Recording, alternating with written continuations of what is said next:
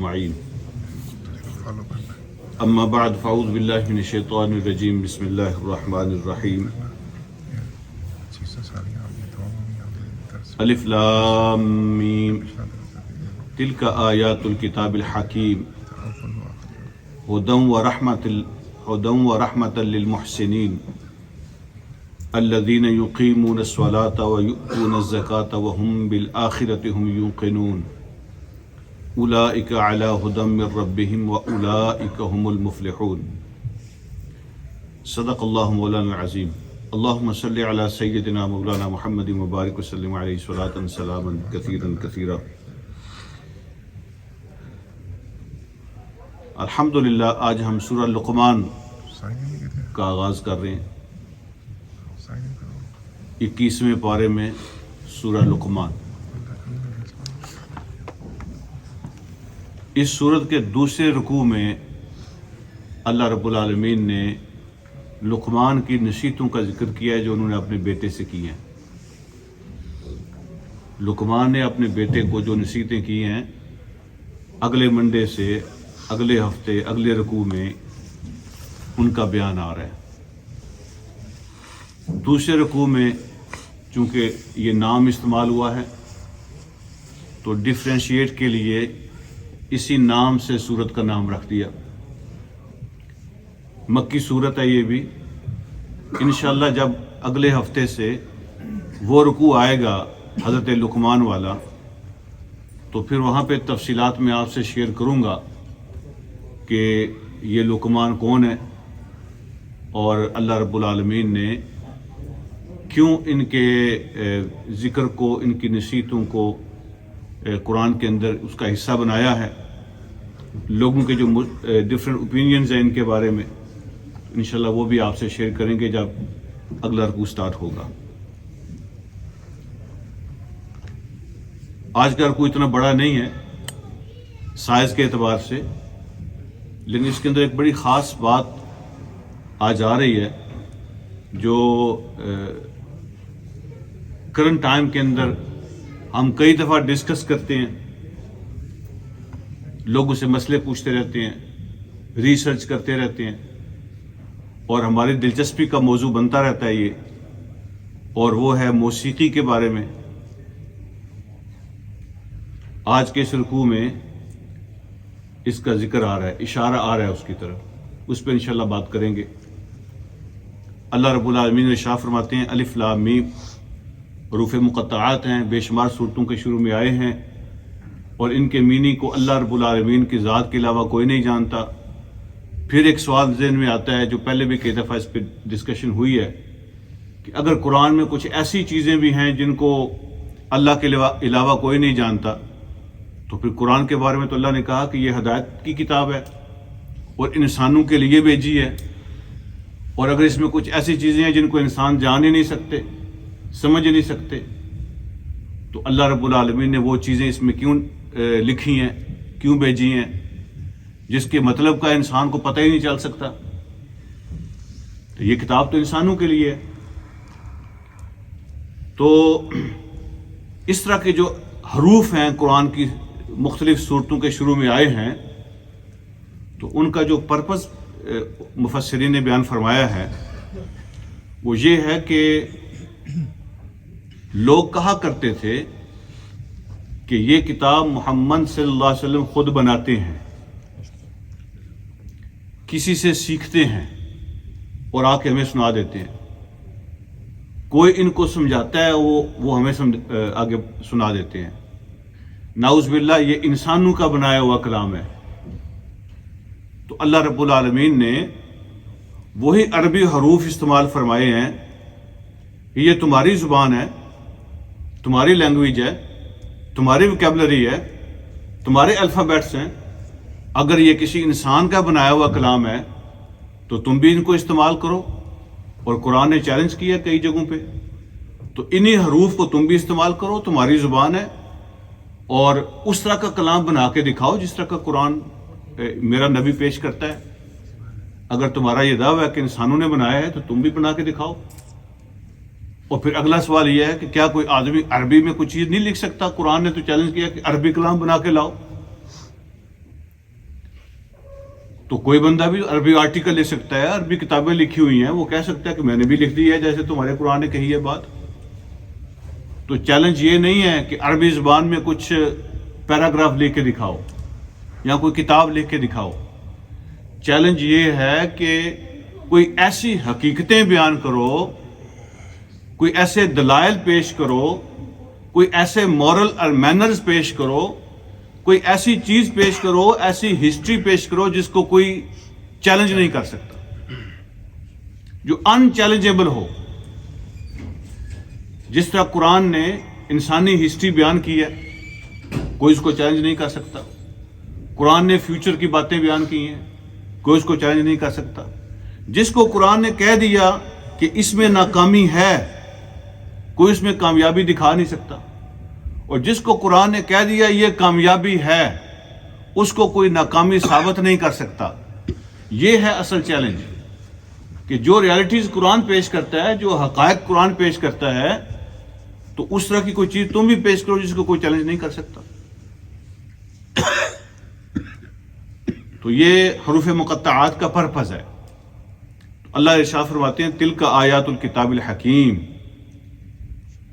یہ جو قرآن کی آیات ہیں یہ کسی انسان نے نہیں بنائی ہیں، یہ اس کتاب کی آیتیں، اس کتاب کا حصہ، اس کتاب کی باتیں ہیں جو حکمت سے بھری ہوئی ہے. یہ نہیں اللہ نے فرمایا کہ اس کتاب کے اندر کچھ حکمت ہے. اللہ نے یہ فرمایا کہ یہ پوری کی پوری کتاب حکمت سے بھری ہوئی ہے. یہ تو وزڈم کا خزانہ ہے. یہ پوری کی پوری کتاب حکمت سے بھری ہوئی ہے. یہ نہیں ہے کہ کچھ حکمت کی باتیں کتاب کے اندر ہیں، ساری کی ساری کتاب ہی حکمت سے بھری ہوئی ہے. اور اگلی بات اللہ فرماتے ہیں یہ کتاب تو ہے حکمت سے بھری ہوئی، اس کی ہر چیز حکمت کے مطابق ہے اور اس کے اندر فائدہ ہی فائدہ ہے. لیکن اس سے فائدہ اٹھانے والے کون ہیں؟ اس کے جو بینیفٹس ہیں وہ کس کو ملیں گے؟ ہدن و رحمت للمحسنین، یہ سورس آف گائیڈنس ہے اور سورس آف رحمت ہے، لیکن ہے ان کے لیے جو اللہ کو راضی کرنا چاہتے ہیں، جن کے نزدیک اللہ کوئی چیز ہے ہی نہیں، جن کے نزدیک ان کا اور اللہ کا کوئی آپس میں ریلیشن ہی نہیں ہے. تو ایسے بے عقلوں کے لیے تو اس میں کچھ نہیں ہوگا. لیکن وہ لوگ جو اللہ کی مرضی کو سمجھتے ہیں، اس کی مرضی کے مطابق جینا چاہتے ہیں، اس کی مرضی کے مطابق راستے تلاش کرنا چاہتے ہیں، تو ایسے احسان کرنے والوں کے لیے اور ایسے لوگوں کے لیے یہ کتاب سورس آف ہدایت اور سورس آف رحمت ہے. پھر اللہ نے بتایا کہ وہ موٹی موٹی کون سی نشانیاں ہوتی ہیں جو محسنین جن کو ہم کہہ رہے ہیں وہ کون لوگ ہوتے ہیں. تو ان کی بڑی نشانیاں جو محسنین ہوتے ہیں نا، ان کی پہچان کرائی ہے اللہ نے. یہ ہیں وہ لوگ، تم بھی پہچان لو. سب سے پہلی بات الذین یقیمون الصلاۃ، وہ لوگ جو اللہ کی مرضی پہ چلنا چاہتے ہیں تو ان کی سب سے پہلی نشانی یہ ہوگی کہ وہ نماز کے پابند ہیں، نماز کو قائم کرتے ہیں. یعنی نماز ان کی زندگی کا حصہ ہے. قائم کرنے کا مطلب یہ ہے وہ کبھی فرصت ہوئی تو کہا چلو آج ویلا ہوں تو چلا جاتا ہوں مسجد میں، اور کبھی نہ ہوئی تو نہ صحیح. جس طرح بے شمار باقی زندگی میں وہ شغل کرتے ہیں اور کام کرتے ہیں، تو اسی طرح ایک شغل نماز بھی ہے. تو اللہ فرماتے ایسا نہیں ہے. الذین یقیمون الصلاۃ، وہ نماز کو قائم کرتے ہیں. نماز ان کی زندگی کا لازمی جز ہے، ان کی زندگی کا لازمی حصہ ہے. جس طرح کھانا کھائے بغیر ان کی فزیکل لائف نہیں ہو سکتی، اسی طرح نماز کے بغیر ان کی اسپرچول لائف نہیں ہوتی. ایسے ان کی زندگی کا حصہ ہے نماز. اس کو کہتے ہیں اقامت صلاۃ. تو یہ پہلی نشانی ان کی بیان کی ہے. دیکھیں ایک آدمی وہ کہتا ہے میں مسلمان ہوں، اس نے کلمہ پڑھ لیا، یہ تو اس کا دعویٰ ہے نا. اگر کوئی ثبوت مانگے اس سے تو کیسے پروو کرے گا کہ میں مسلمان ہوں؟ تو یہ نماز ہی تو ہے جو اس نے ثبوت کے طور پہ پیش کرنی ہے. تو جس کے پاس ثبوت ہی نہیں ہے مثلا، تو اچھی اچھی باتیں تو بے شمار مذہب کرتے ہیں. ہندوؤں کی کتابیں پڑھیں، مذہبی کتابیں، اس میں بڑی اچھی باتیں ہیں، مورل اینڈ مینرز بیان ہوئے ہیں. سکھوں کی کتابیں پڑھیں. مذہب کے نام پہ کوئی بھی چیز بنی ہے نا، تو اس میں اخلاقیات کی باتیں ہوتی ہیں، اچھی باتیں ہوتی ہیں ساری.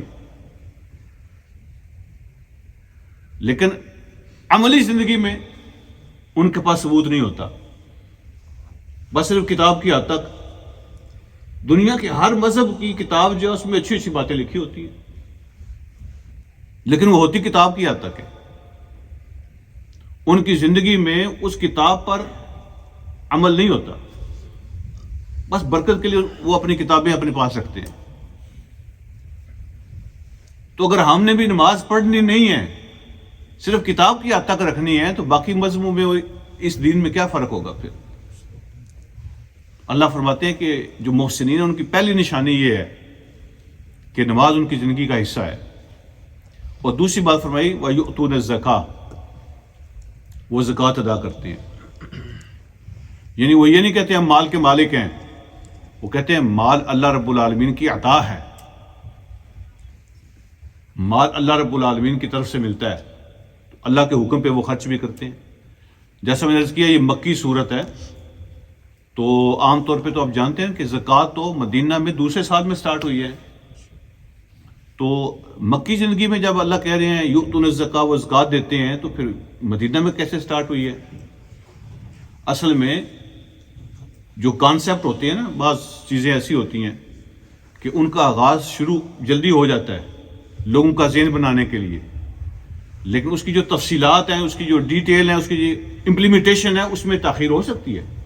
تو اللہ رب العالمین نے مکی زندگی میں ہی زکوٰۃ کا حکم دے دیا تھا، لیکن کس کو دینی ہے، کتنی دینی ہے، کب کب دینی ہے، کیسے کیسے استعمال کرنی ہے، یہ ساری تفصیلات مدینہ میں اللہ پاک نے عطا فرمائی. تو فرمایا جو نماز قائم کرتے ہیں، زکوٰۃ ادا کرتے ہیں. وَهُمْ بِالْآخِرَةِ هُمْ يُوقِنُونَ، تیسری ان کی نشانی یہ ہوتی ہے کہ آخرت پر ان کا یقین ہوتا ہے. آخرت پر ان کا یقین ہوتا ہے. پتہ نہیں اٹھنا ہے کہ نہیں اٹھنا، پتہ نہیں حساب کتاب ہونا ہے کہ نہیں ہونا، پتہ نہیں اکاؤنٹیبلٹی ہوگی کہ نہیں ہوگی. تو ایسے جو ہے نا وہ پتہ نہیں والی بات نہیں ہوتی. وہ یقین کے ساتھ زندگی بسر کرتے ہیں کہ میرا حساب ہونا ہے، میں نے اٹھنا ہے، میرے ریکارڈ تیار ہو رہے ہیں، میری اکاؤنٹیبلٹی ہو رہی ہے، ہوگی، اور جو اچھا کام کرے گا اس کو جزا ملنی ہے، اور جو برا اور گندا ہے اس کو سزا ملنی ہے. یہ ہے آخرت کا کانسیپٹ. جب اس یقین کے ساتھ بندہ آگے چلتا ہے، یقین یوقنون، یقین ہوتا ہے ان کو، تو اس کو پھر یہ نہیں ضرورت ہوتی کہ کیمرہ لگا ہے کہ نہیں لگا، مجھے کو دیکھ رہا ہے کہ نہیں دیکھ رہا. تو پھر ان کو یہ ضرورت نہیں ہوتی. ان کو پتہ ہوتا ہے کہ میرا ریکارڈ تیار ہو رہا ہے، آخرت ہونی ہے. اور اصل زندگی تو وہ ہے، یہاں تو ایک سفر میں چل رہے ہیں ہم، اصل تو آخرت ہے. تو یقین اور بات ہوتا ہے کہ آخرت کا یقین ہو ان کو. یہ تیسری نشانی ان کی بیان فرمائی. اس کا مطلب یہ نہیں ہے کہ اس کے علاوہ کوئی اور ایمان والوں کی نشانیاں نہیں ہیں. یہ جنرل ہیڈنگز ہیں ایمان والوں کی زندگی، باقی سارے کام ان کے نیچے ہی آتے ہیں. مال ان کا وہ اللہ کے نام پہ خرچ کرتے ہیں، اللہ کے حکم کے مطابق. باقی جو زندگی کے معاملات ہیں، نماز ان کی زندگی کا لازمی حصہ ہوتی ہے. باقی بہت سارے کام نماز کی وجہ سے ہوتے رہتے ہیں، اور آخرت پہ ان کو پکا یقین ہوتا ہے. یہ موٹی موٹی جو ہے نا 3 بگ ہیڈنگز ہیں ان کی زندگی کی. ان کے بارے میں اللہ رب العالمین نے پھر ایک سٹیٹمنٹ جاری فرمائی ہے، اولئک علی ھدی من ربہم. اگر کسی نے دیکھنا ہو کہ ہدایت پر کون ہے، اللہ فرماتے ہیں یہ ہیں وہ لوگ جو ہدایت پر ہیں ان کے رب کی طرف سے. یہ ہدایت پر ہے، ان کو ہدایت مل چکی ہے. وَأُولَئِكَ هُمُ الْمُفْلِحُونَ. لوگ کہتے تھے کہ جو اس نبی کی باتیں، محمد کی باتیں مانتا ہے نا، سنتا ہے، ان کے پیچھے چلتا ہے، وہ تو پاگل ہے، یہ تو اپنی دنیا برباد کر رہے ہیں، یہ تو اپنی دنیا برباد کر رہے ہیں. تو اللہ نے ان کا جواب دیا ہے، یہ دنیا برباد نہیں کر رہے، اصل میں تو کامیاب ہونے والے ہیں ہی یہی. تم سمجھتے ہو کہ ان کی دنیا خراب ہو رہی ہے، تو اللہ رب العالمین نے دو لفظ استعمال فرمائے، دونوں کا معنی ایک ہی ہے۔ اولئک کا معنی بھی یہ لوگ ہوتا ہے اور ہم کا معنی بھی یہ لوگ ہوتا ہے۔ اب دونوں اکٹھے لکھنے کا کیا مطلب ہے؟ یہ لوگ اللہ فرماتے ہیں اولئک ہم المفلحون، یہی ہیں وہ لوگ جو اصل میں کامیاب ہونے والے، یہی ہے کامیابی، اسی میں ہے۔ تو ان کو ریفیوز کیا، ان کی سٹیٹمنٹ کو اللہ رب العالمین، وہ اتنے زور کے ساتھ کیا کہ تم ان کو چلا سمجھتے ہو کہ ان کی دنیا برباد ہو گئی ہے، اصل میں کامیابی تو ہے ہی ان کے پاس۔ اب اگلی بات جو میں نے عرض کیا کہ اشارہ موجود ہے، آج کل کے جو برننگ کویسچن لوگ اس کے حوالے سے پوچھتے ہیں، وَمِنَ النَّاسِ مَن يَشْتَرِي لَهْوَ الْحَدِيثِ لِيُضِلَّ عَن سَبِيلِ اللَّهِ بِغَيْرِ عِلْمٍ وَيَتَّخِذَهَا هُزُوًا أُولَٰئِكَ لَهُمْ عَذَابٌ مُّهِينٌ، اور لوگوں میں سے ایسے جو خریدتے ہیں لہو الحدیث کو، فضول باتوں کو، گندی باتوں کو، گندی چیزوں کو، گندی باتوں کو خریدتے ہیں، لِيُضِلَّ عَن سَبِيلِ اللَّهِ بِغَيْرِ عِلْمٍ، اللہ کے راستے سے لوگوں کو دور کریں، بھٹکائیں بغیر کسی علم، بغیر کسی دلیل کے، اور جو اللہ نے ہدایت بھیجی ہے اس کا مذاق اڑائیں۔ یہ وہ لوگ ہیں جن کے لیے رسوا کر دینے والا عذاب ہے۔ اب یہ جو آیت ہے نا، جس میں اللہ رب العالمین نے اشارہ فرمایا کہ گندی باتیں، فضول باتیں جو خریدتا ہے، خریدنے کا مطلب یہ ہے تبادلہ کرتا ہے۔ یہ جو لفظ ہے نا یشتری، یہ کوئی چیز دے کر کوئی چیز لینا، کوئی چیز لے کر کوئی چیز دینا، دونوں کے لیے استعمال ہوتا ہے۔ اللہ رب العالمین نے پہلے پارے میں یہ بات ارشاد فرمائی ہے کہ یہ وہ لوگ ہیں جو ہدایت کو دیتے ہیں اور گمراہی کو لیتے ہیں، وہاں بھی یہی لفظ استعمال کیا، خریدنے والا۔ اس کے ایک بیک گراؤنڈ بھی ہے اس آیت کا۔ مکہ میں ایک آدمی تھا، سردار تھا ان کا، تاجر تھا بڑا، اس کا نام تھا نضر بن حارث۔ اس نے سرداروں سے کہا کہ یار روز تم روتے رہتے ہو، ہم نے اپنا پورا زور لگا لیا ہے، لیکن یہ جو نیا نبی ہے نا، اس کی بات رک نہیں رہی، آگے بڑھتی جا رہی ہے، یہ نعوذ باللہ جو فتنہ ہے پھیلتا جا رہا ہے، تو اس کو کیسے روکیں؟ سختی بھی کی ہے، ظلم بھی کیے ہیں، اپنی کوشش کر رہے ہیں، لیکن کوئی خاطر خواہ کامیابی نہیں ہو رہی۔ تو اس نے کہا تم یہ روتے رہتے ہو، اس کا کوئی حل میں تمہیں بتاتا ہوں۔ اس کا حل یہ ہے کہ لوگوں کو الٹرنیٹو دو، لوگوں کو انگیج کرو اس کے خلاف، تو ان کو ادھر جانے نہ دو۔ وہ کیا سناتے ہیں ان کو؟ قوم سمود کی سٹوریز، قوم عاد کی سٹوریز، پہلی قوموں کے قصے، قرآن یہی بیان کرتا ہے، قصے کہانیاں۔ تو اس کی جگہ تم بھی کوئی اس طرح کی چیز لا کے پیش کرو، مارکیٹ میں تمہارے پاس بھی ہونی چاہیے۔ مارکیٹ کے اندر الٹرنیٹو ہوگا تو لوگ تمہارے پاس بھی آئیں گے۔ تو اس نے ایسا کیا کہ وہ جاتا تھا بزنس ٹرپ پر، عراق جاتا تھا، ایران جاتا تھا، وہاں کے جو بادشاہ تھے نا پرانے، رستم، اسفندیار، باقی جو لوگ ہیں، تو ان کے قصے کہانیاں مشہور تھے۔ تو وہ چھوٹی چھوٹی کتابیں جن میں ان کے قصے لکھے ہوتے تھے وہ لے کے آتا تھا اور نوجوانوں میں تقسیم کرتا تھا۔ وہ کہتا تھا دیکھو جو ان کے قصے ہیں نا، اس کے بعد تو قربانی دینی پڑتی ہے۔ وہ قصے سنو تو اس میں کہا جاتا ہے کہ مار کھاؤ، قربانی دو، محنت کرو، یہ کرو، یہ نہ کرو، یہ کھاؤ، یہ نہ کھاؤ، یہ سنو، یہ نہ سنو، پابندیاں لگتی ہیں ان کے قصے سنو تو۔ لیکن میرے قصے یہ سنو، یہ کتنے مزیدار ہیں اور کوئی پابندی بھی نہیں ہے، مزہ بھی لو قصوں کا اور کوئی پابندی بھی نہیں ہے، انجوائے کرو، یہ بھی قصے ہیں۔ تو وہ لٹریچر تقسیم کرتا تھا لوگوں کو قرآن سے روکنے کے لیے۔ قرآن سے یہ لفظ ذہن میں رکھنا، لیضل عن سبیل اللہ، یہ آگے ہمارے کام آئے گا۔ قرآن سے روکنے کے لیے، اللہ کے راستے سے ہٹانے کے لیے سورس کے طور پہ وہ لٹریچر کو استعمال کرتا تھا۔ تو اللہ نے اس کی طرف اشارہ کیا ہے، نضر بن حارث کی طرف، اس طرح کے کاموں کی طرف۔ دوسرا جو مفسرین فرماتے ہیں، اس نے دوسرا جو طریقہ کیا تھا نا، وہ لونڈی یا لونڈیاں اس زمانے میں کوئی آزاد یا شریف عورت یہ کام نہیں کرتی تھی. خریدی ہوئی لونڈیاں جو ہوتی ہیں نا، ان سے لوگ یہ کام کرواتے تھے، گانے بجانے والا اور ناچ گانے والا. تو وہ خرید کے لایا تھا کچھ عورتیں، اور اس نے کہا کہ نوجوانوں کو انٹرٹین کریں گے، میوزیکل کنسرٹ کریں گے اور لوگوں کو انگیج کریں گے، ادھر نہ جائیں. کوئی انٹرٹینمنٹ کا بندوبست ہو، وہ انجوائے کریں تو ادھر نہ جائیں. تو ان کو ہم الٹرنیٹو دیں گے. تو وہ ان سے دو کام لیتے تھے. ایک تو یہ کہ اس طرح کی میوزیکل نائٹس ہوتی تھیں یا پروگرام ہوتے تھے جس میں وہ نوجوانوں کو بلاتے تھے، انجوائے کرو، مزے کرو، ادھر جانے کی ضرورت نہیں ہے، نہ ادھر جاؤ.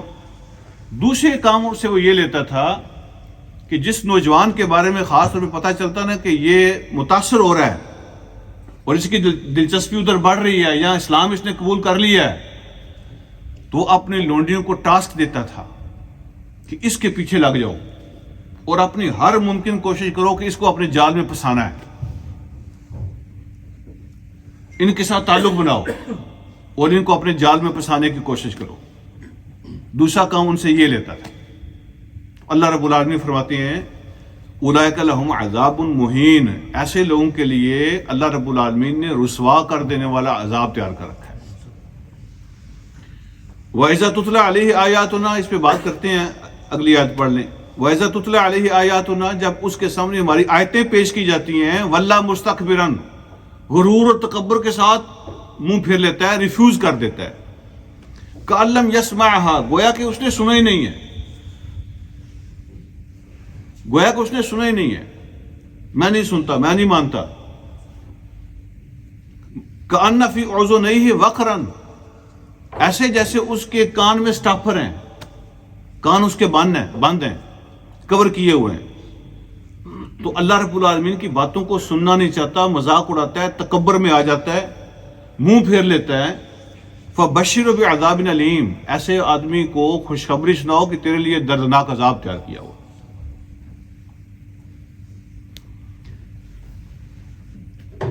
اب یہ جو لفظ ہے لہو الحدیث، تو اس کا ایک مطلب تو ہے گندا لٹریچر یا قصے کہانیاں، فضول کام، فضول کام، یا پھر اس کا مطلب ہے گانے بجانے. مفسرین کی بڑی تعداد نے یہ بات ارشاد فرمائی ہے کہ لہو الحدیث کا مطلب ہے گانے بجانے یا گانے بجانے والیاں.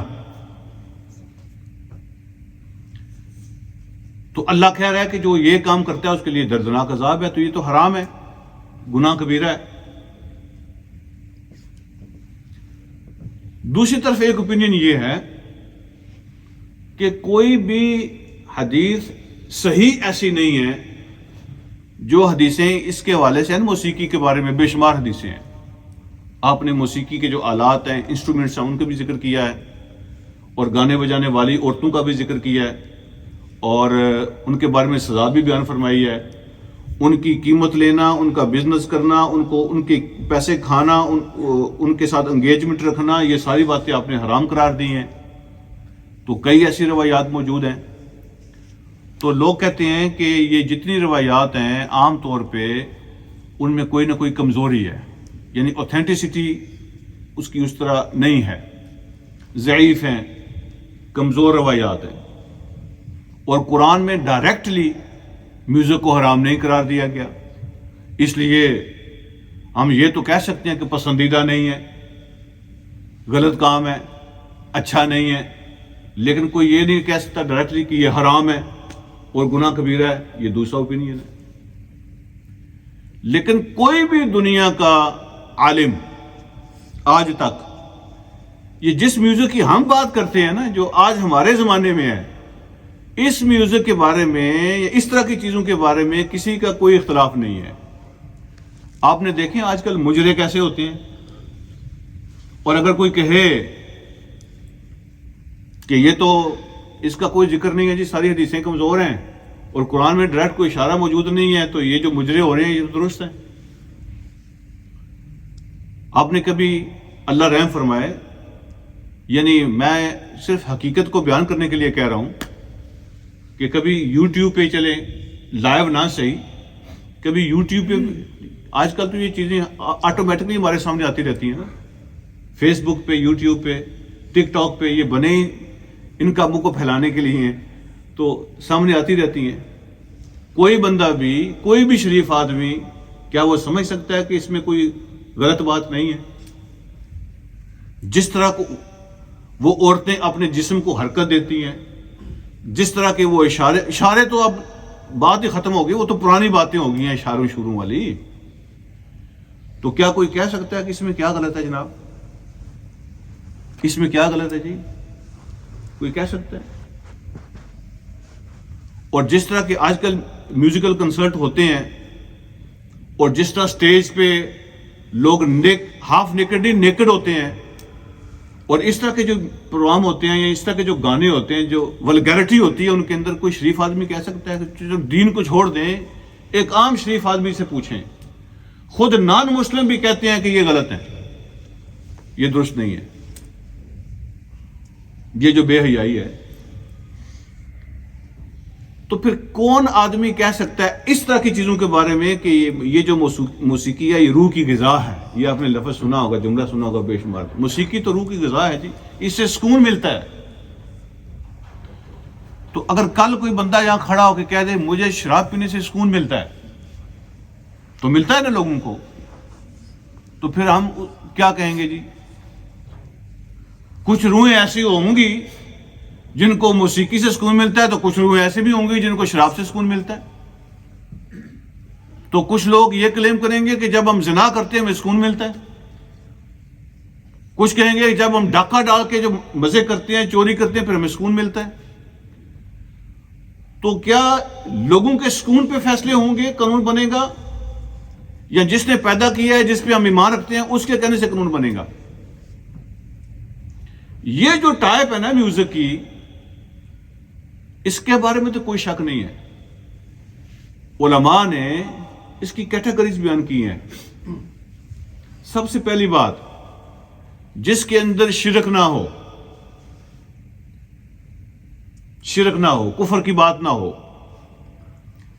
ایسا گانا، ایسے بول، ایسی غزل، ایسی شاعری جس کے اندر شرک نہ ہو، جس کے اندر بے حیائی نہ ہو. شرک بھی قرآن نے حرام کیا ہوا ہے، بے حیائی بھی قرآن نے حرام کی ہوئی ہے. جس کے اندر جھوٹ نہ ہو وہ بھی حرام ہے. تو پھر ایسی شاعری، ایسے گانے، ایسی غزلیں، اس کی اجازت مل سکتی ہے. اور پھر تیسری کنڈیشن جو قرآن نے یہاں بیان کی ہے وہ یہ ہے کہ لِيُضِلَّ عَن سَبِيلِ اللَّهِ، تاکہ اللہ کے راستے سے لوگوں کو روکیں. ایسا کوئی کام جو انسان کو اپنے فرض سے غافل کر دے، وہ بھول جائے میری ذمہ داریاں کیا ہیں، جو اس کے خاندان کی ذمہ داریاں ہیں وہ بھول جائے. بال بچوں کی کوئی پرواہ نہیں ہے، بیٹیوں کی کوئی پرواہ نہیں ہے، ان کی تربیت کا کوئی فکر نہیں ہے، نماز روزے کی کوئی پرواہ نہیں ہے، حلال حرام کی کوئی پرواہ نہیں ہے. جو بیسک ڈیوٹیز ہیں اس کی وہ بلا دے کوئی چیز اس کو، تو وہ بظاہر کتنا اچھا کھیل کیوں نہ ہو، وہ فٹ بال بھی ہوگا، وہ کرکٹ بھی ہوگا جس میں کوئی بے حیائی نہیں ہوگی گیم کے طور پہ، لیکن وہ گیم جو آپ کو اتنی پسا دے آپ فرض بھول جائیں، ڈیوٹی سے غافل ہو جائیں، تو وہ لہو الحدیث ہوگی. اور پھر علماء فرماتے ہیں کہ ایسا کوئی کام، لہو الحدیث کا معنی جس کا نہ کوئی جسمانی فائدہ ہے، نہ کوئی روحانی فائدہ ہے، نہ دنیاوی فائدہ ہے، نہ دینی فائدہ ہے، تو ایسے کام جو ہوتے ہیں وہ لہو الحدیث ہوتے ہیں. مثال کے طور پہ چند دوست اکٹھے بیٹھ گئے ہیں اور وہ گپ شپ کر رہے ہیں. اب گپ شپ کا کیا فائدہ ہوتا ہے جی، دینی اور دنیاوی؟ جو تفریح ہوتی ہے، تفریح کرنا، کسی مجلس کو انجوائے کرنا، یہ انسانی ضرورت ہے، اس نیڈ آف نیچر. آپ عبادت کرتے رہتے ہیں، آپ تھک جاتے ہیں، کتنی دیر قرآن پڑھیں گے، کتنی دیر نفل پڑھیں گے؟ آپ کی نیچر کا حصہ ہے کہ آپ کو اس میں ریسٹ چاہیے ہوتا ہے، تھوڑا سا انجوائمنٹ کرنا نیچر کا حصہ ہے. تو ایسی گفتگو جس میں بد اخلاقی، بے حیائی، لچر پن نہ ہو، آپ بیٹھ کے گپ شپ کر رہے ہیں تھوڑی تفریح کے لیے، یا ایسی کوئی گیم کھیلتے ہیں، ایسا کوئی کام کرتے ہیں، ایسی کوئی مجلس ہوتی ہے جس میں تفریح ہوتی ہے اور تھوڑا سا آپ ریلیکس کرتے ہیں، نہ ایسی مجلس منع ہے، نہ ایسی گیم منع ہے، نہ ایسی گفتگو منع ہے. شرط صرف یہی ہے کہ کسی چیز کے اندر شرک نہ ہو، بے حیائی نہ ہو، جھوٹ نہ ہو، کسی کی عزت پہ حملہ نہ کیا جائے. ایسی غزلیں گانے جائز ہو جائیں گے، ہم اس کو حرام نہیں کہتے، لیکن وہ چیز جو آپ کے ذہن میں گندگی اور بے حیائی کا بیج بوتی ہے اور آپ کو اس طرف لے کے جاتی ہے اور آپ کے جسم کے اندر آگ لگا دیتی ہے اور آپ اخلاقیات کی حدیں بھولنا شروع ہو جاتے ہیں، ایسی ہر چیز حرام ہے. وہ کتاب پڑھنا بھی حرام ہے، وہ سین دیکھنا بھی حرام ہے، وہ بات سننا بھی حرام ہے، وہ میوزک ہو، وہ قوالی ہو، وہ گانا ہو، وہ کچھ بھی ہو جس سے بد اخلاقی پیدا ہوتی ہے، جس سے بے حیائی پیدا ہوتی ہے، تو وہ چیزیں تو حرام ہیں، اس میں کوئی شک نہیں ہے. لیکن جس میں یہ چیزیں نہ ہوں تو اس میں ڈفرینٹ اوپینین ہے. کسی کا تقویٰ کہتا ہے کہ اس کو نہیں ہونا چاہیے اور کوئی کہتا ہے کہ اس میں کوئی منع نہیں ہے. تو جس بات پہ آپ کا اتفاق ہو یا آپ کی تسلی ہو وہ کام آپ کر سکتے ہیں. ایسی باتیں جن میں یہ چیزیں نہ ہوں ان میں علماء نے گنجائش پیدا کی ہے. حضور علیہ الصلوۃ والسلام، یعنی ایک بات جو میں نے آپ سے عرض کی کہ اس زمانے میں کوئی شریف بندہ یہ کام نہیں کرتا تھا، یہ ناچنے گانے والا اور لوگوں کا دل بہلانے والا. یہ لونڈیاں ہوتی تھی جو کام کرتی تھی خریدی ہوئی، کوئی خاندانی عورت یہ کام نہیں کرتی تھی. لیکن آج کل اس کا کیا نام ہے؟ آرٹ. اور جو یہ کام کرتا اس کا نام آرٹسٹ ہے. آپ خود اندازہ کریں کہ اس کا امپیکٹ کیا ہوتا ہے. یہ جو ایسے لوگ ہوتے ہیں نا، جیسے وہ کپڑے پہنتے ہیں بچے ویسے کپڑے پہنتے ہیں، جیسے وہ گفتگو کرتے ہیں بچے ویسی گفتگو کرتے ہیں، جس طرح کی وہ کار ہوتی ہے ان کی، ایسے بچے کاریں لیتے ہیں، ان کو فالو کرتے ہیں. جس طرح کا ان کا ہیئر سٹائل ہوتا ہے بچے اس طرح کا ہیئر سٹائل رکھتے ہیں. آپ خود اندازہ کریں کہ اس طرح کی اگر کوئی عورت ہے مثلا، جس طرح کے وہ کپڑے پہنیں گی، آپ پسند کریں گے کہ آپ کی بچیاں اور بچے وہ کپڑے پہنے؟ آج کل کی بات کر رہا ہوں. اس کا امپیکٹ ہوتا ہے. اور حضور علیہ الصلوۃ والسلام نے ارشاد فرمایا ہے کہ جو گانے والیاں ہیں، بے حیائی پھیلانے والیاں ہیں، تو ان کی تجارت کرنا حلال نہیں ہے، ان کو بیچنا خریدنا حلال نہیں ہے، اور ان کی قیمت کھانا. مثلا آپ گھر بیٹھے ہوئے ہیں لیکن آپ نے بزنس کسی اور کو کھول کے دیا ہوا ہے اور آپ اس کے اندر شیئر ہولڈر ہیں، کام کوئی اور کر رہا ہے، پیسے آپ کو آ رہے ہیں، آپ کہتے ہیں میں تو یہ کام نہیں کرتا، تو قیمت آپ لے رہے ہیں نا، فائدہ اس سے اٹھا رہے ہیں. تو یہ نبی علیہ الصلوۃ والسلام فرماتے ہیں حرام ہے. لیکن کچھ لوگوں نے کہا کہ یہ حدیث کمزور ہے.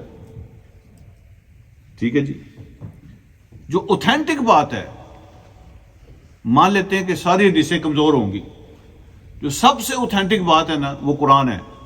لیکن اللہ رب العالمین نے سورۃ اعراف میں آیت نمبر 33، جب کبھی آپ کے پاس وقت ہونا اس کو پڑھ لیں، اللہ رب العالمین نے اس میں 5 چیزیں حرام کی ہیں. اور اس طرح اس کا انداز ہے اس آیت کا، قل انما، اے نبی اعلان کر دیں کہ اس میں کوئی آپشن نہیں ہے. انما جب آتا ہے نا تو اس کے اندر آپشن نہیں ہوتی کہ ان 5 چیزوں میں کوئی آپشن نہیں ہے. انما حرم ربی، اس میں کوئی آپشن نہیں ہے کہ میرے رب نے حرام کی ہیں 5 چیزیں. وہ کون سی ہیں؟ الفواحش، پہلی بات، جس میں بے حیائی ہو، کھلی بے حیائی. تو جس میں بھی کھلی بے حیائی ہوگی وہ حرام ہوگی.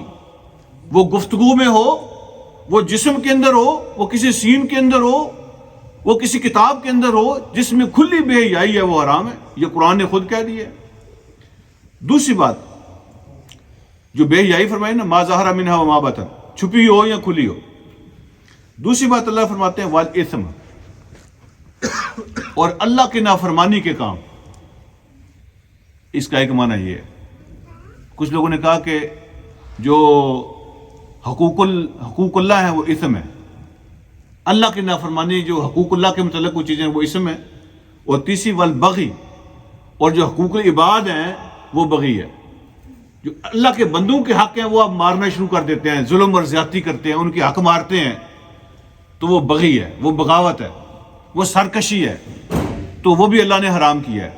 تو پہلی بات کھلی بدکاری اور بے حیائی، دوسری بات اللہ رب العالمین کی نافرمانی کے کام، تیسری بات جو انسانوں کے حقوق ہیں، انسانوں پہ ظلم کرنا، ان کے حق ادا نہ کرنا، چوتھی بات ان تشرکوا باللہ شیئا، اللہ کے ساتھ شرک کرنا، کسی بھی طرح کا شرک ہو، اور پانچویں بات ان تقولوا علی اللہ ما لا تعلمون، اللہ کا نام لے کے وہ باتیں کرو جن کا تمہارے پاس علم نہیں ہے۔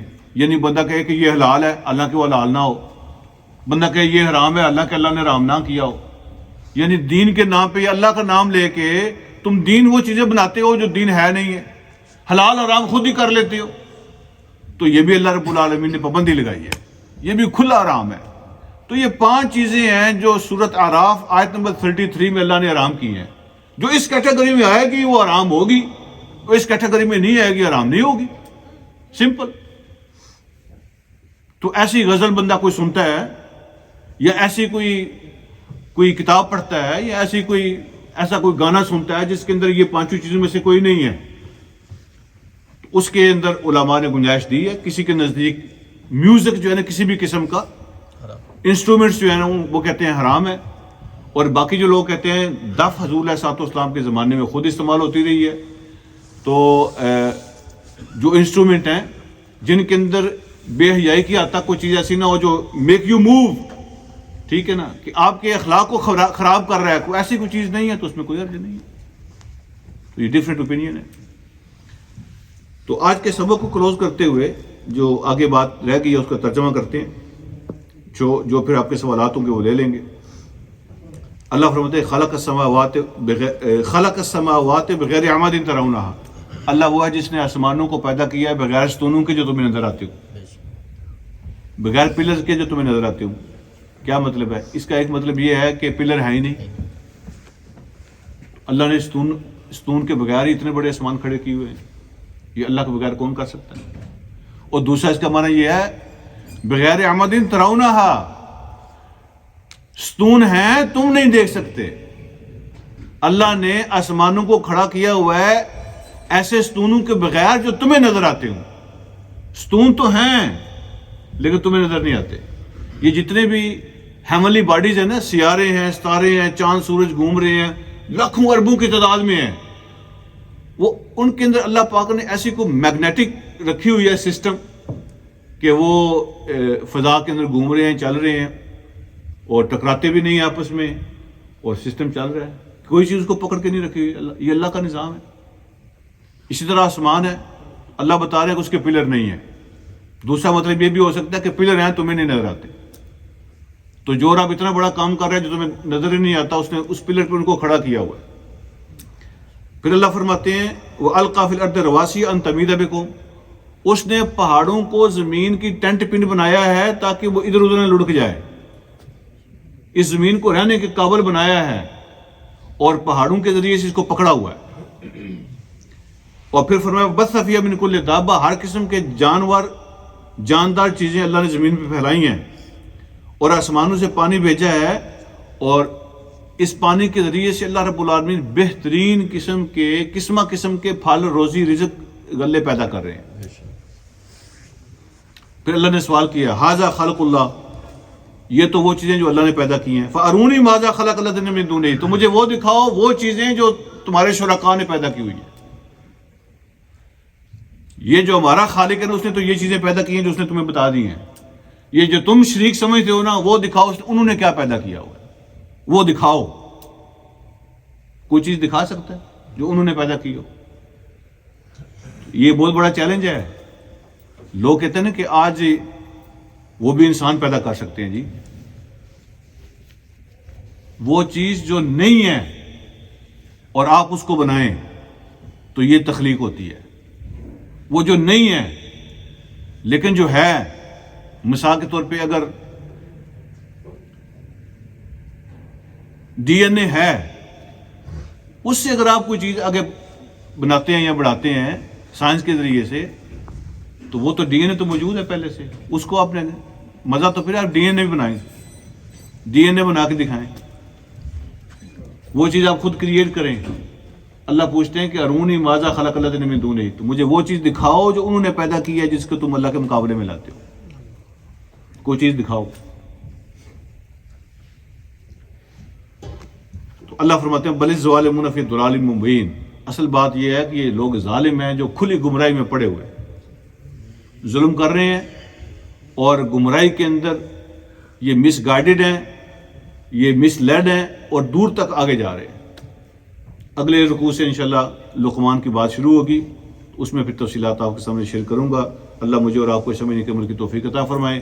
وآخر دعوانا الحمدللہ رب العالمین۔